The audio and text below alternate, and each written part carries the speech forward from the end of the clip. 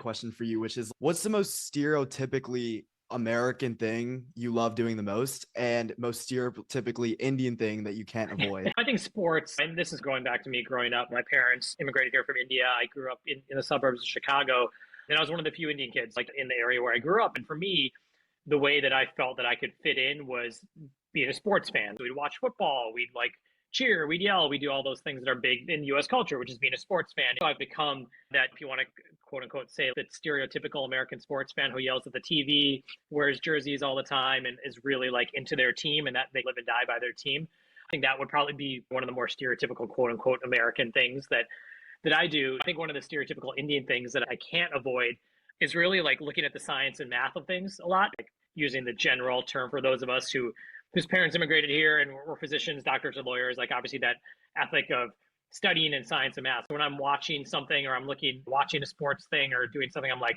what's the science behind that? What's the math behind that? What's like the more deeper dive into it? I find that being like the more stereotypical thing is like, it's just not enjoying the sports. I'm trying to look for the value of it educational wise for whether it be my kids or the fans or things like that.